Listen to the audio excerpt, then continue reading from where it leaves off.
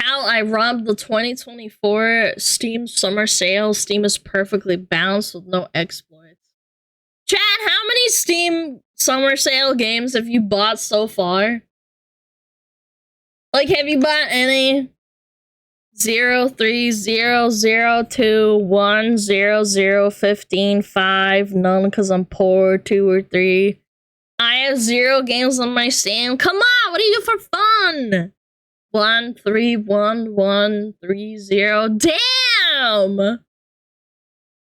Damn, you guys didn't buy nothing. Is it because you're not interested or what?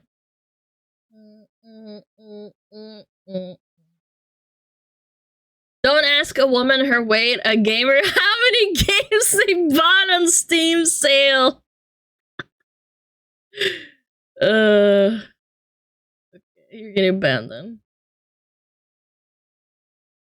I like how the guy came back from his timeout and just typed the exact same thing again. And I warned him and I said, if you do it again, I'll ban you, and I did. I have 60 unfinished games, I don't need more. I have a couple, but not 60. Yeah. Yeah, I don't really play, like, I don't really buy games that I don't intend to play. Yeah. Alright, let's see this exploit, I'm ready. I wonder if he does, like, an exploit where he, like, puts the PayPal in, like, Nigerian dollars or something. The 2024 Steam Summer Sale is here, and once again, we're all spending our entire bank accounts on buying games that we're never going to get around to playing. But what if I told you you didn't need to spend your hard-earned money, and instead you could just trick Steam into giving you games that you can't actually buy? Well, hello there, ladies and gents, I am the Spiffing Brit, back once again to reveal a glaring Steam exploit that you will share to all of your favorite reaction streamers.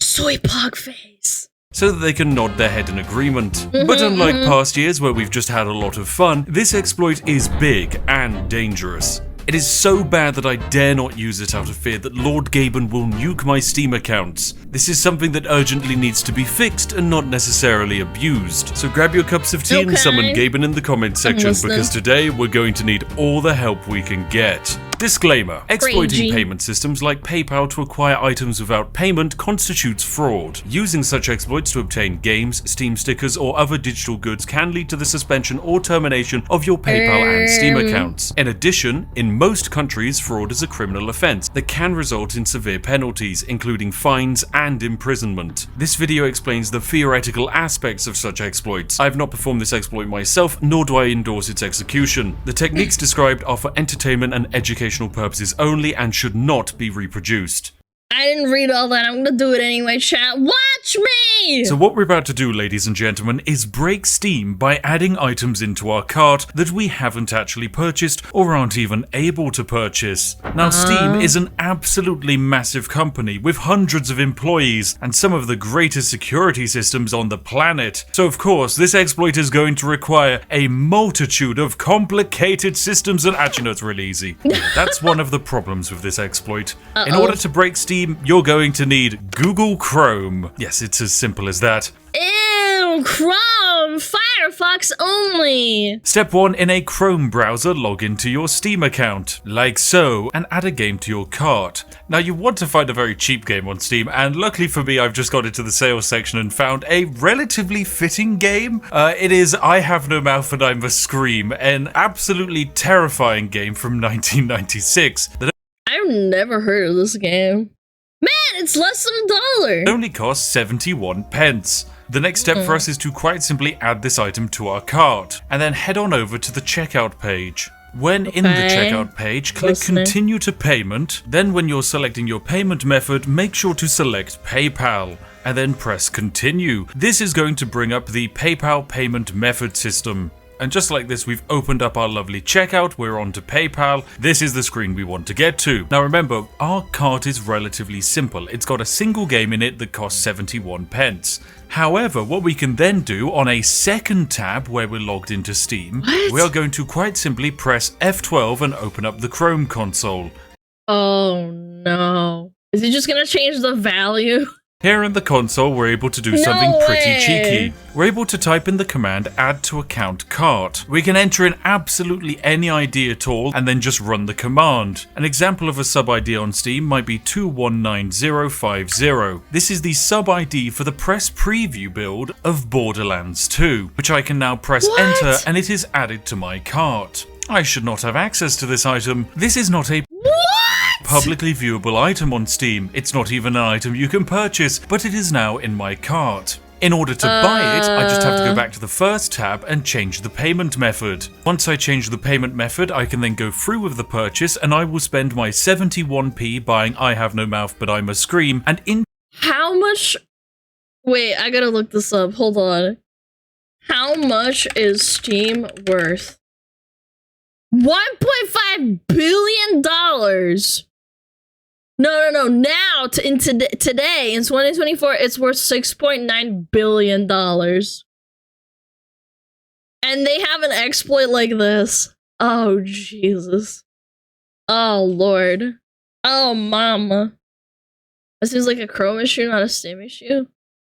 No. You should not be able to do that on any browser.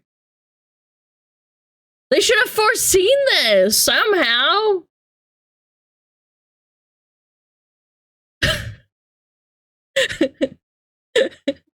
Interestingly, alongside that game getting added to my library, I will also become the owner of the press and dev build of Borderlands 2. That's kind of a problem. Now, it's not just limited to one game. I can technically add as many app IDs to my account card as I like when performing this exploit. Now, this won't allow you to add items that actually cost money, because by running those commands, I will have to pay for those games. But it will allow you to add completely delisted games. For example, Age of Empires Online, Fear Online, FNAF World. These are all FNAF! Don't tell the children! Games that did once exist on Steam, but were delisted, meaning you can't buy them or add them to your account. But they still have an app ID in the database, meaning by entering in their codes, you can then add these lost games to your account and flex them as the unobtainable trophies that they are. Wow, so this exploit doesn't so seem sick. too bad. It's currently being used by the biggest collectors on Steam to secure as many of these impossible and unlisted games as possible. This allows them to not only get their those are the people that have, like, I have every game imaginable on their, like, profile, and it's, like, shiny and all this shit. Ugh. stickers, but to cement their legacy as So the proud of greatest themselves. gamers of the internet, to whoever particularly cares about that kind of thing. I mean, I guess it's just me and maybe one other guy called Steve. Well, of course, some Steam users wanted to take this all further. Remember that this exploit lets you add delisted and unpurchasable things to your account. This includes delisted items for Counter-Strike. Now, for those of you not in the know, Oh no, that's bad. Counter-Strike is a wonderful game that I absolutely love. no. It also has a very sketchy and unregulated secondary market for skins and items. These are traded by real people that effectively play it like the stock market. Now, ascribing real-world value to digital items might not make much sense, but allow me to explain how it works. With a fun, quick story about myself. Professional Counter-Strike players who make it to major tournaments get to put a signature sticker into the game. These Yeah, and they're stickers can then special. be opened in loot boxes and applied onto weapons. Simple has one that says Simple, Rops has one that says Rops. But what about the Australian player Dick Stacey? Now, Dick Stacey stopped playing the game and retired, meaning he can't attend any new major tournaments. Are women So cringe? no Yes. new Dick stickers are ever going to be added to the Makes you market. gagey. Yo, Parallax, thank you so much. $1,600? No, holy. sticker into the supply. And once a sticker is bought and applied to a weapon, it can't be removed, meaning it can't be resold. So the supply of the dick sticker is always shrinking.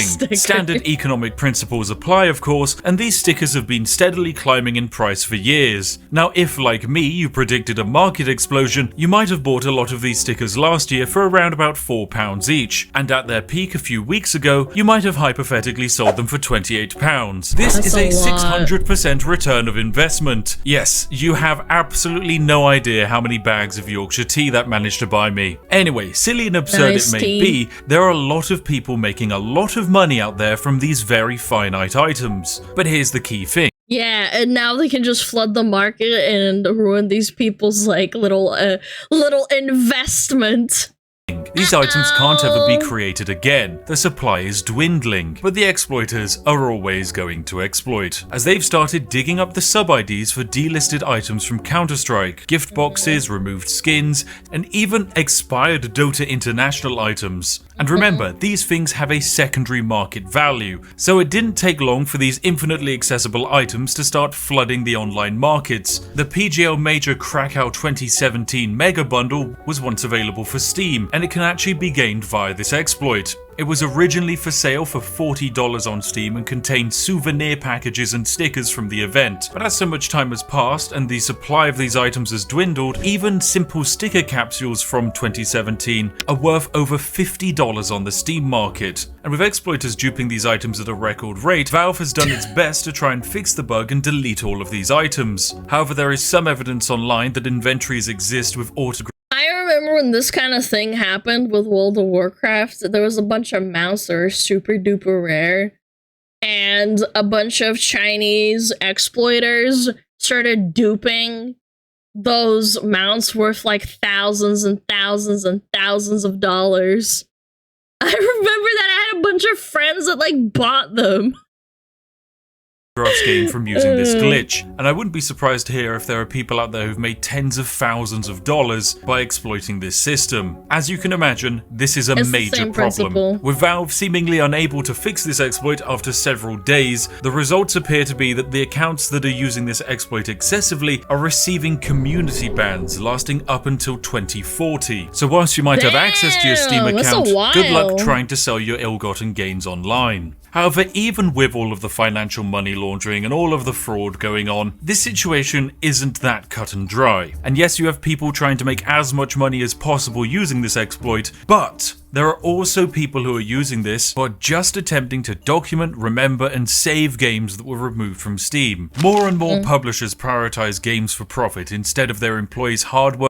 I agree. I think there's a lot of games that have been lost to time because, like, for example, I had a gripe with, like, Black and White that is basically now lost to time because that company is, like, it is basically impossible to get, like, a physical copy because there's only so many and everything else is pirated. I feel like there should be a system in place for, like, games that just get lost forever, like they can't be recovered, and it's just a shame, you know. Yeah, and the only way is pirated. Yeah, and piracy can be unsafe, and I think that's stupid. I think there should be a safe way, like checking in an old book from what is it called? An old book from the library.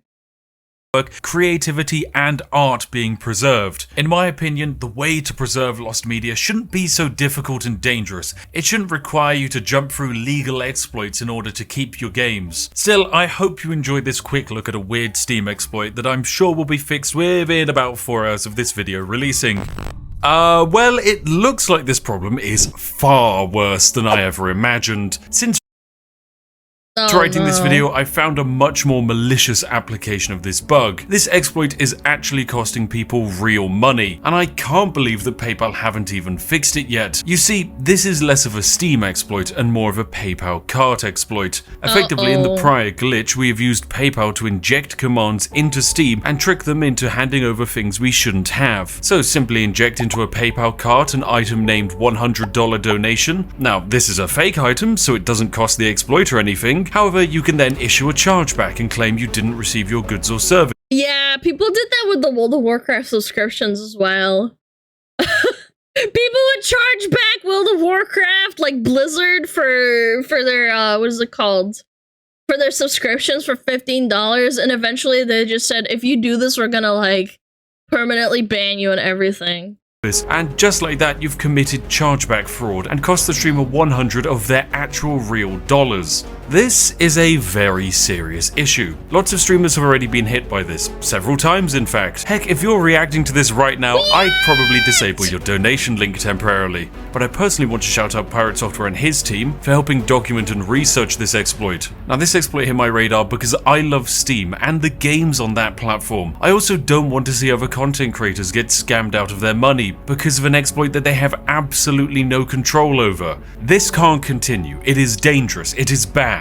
So please, PayPal, I am begging you, for the sake of all the well-meaning streamers and content creators across every platform, fix this bug. If you make it quick, I'll even give you a free cup of tea. Well, that was a bit of a heavy video today, ladies and gentlemen. Thank you very much for watching. If you're new here and you don't understand the channel, it's all about finding exploits and glitches in both the real world and video games. I strongly recommend subscribing, and I also have a glorious backlog of entertaining exploits and glitches that you can use yourself that hopefully won't destroy the universe or break any laws. And hey, if you've been around here for a long time, thank you very much. We're pulling very close to the 4 million subscriber mark, which is to thank you all of you who've been here for so long to help me reach this point. You're all absolutely wonderful, and I wish you the best, especially our lovely patrons and members. Anyway, I'll see each and every one of you in the next one. Have a lovely day, my friends, and goodbye for now.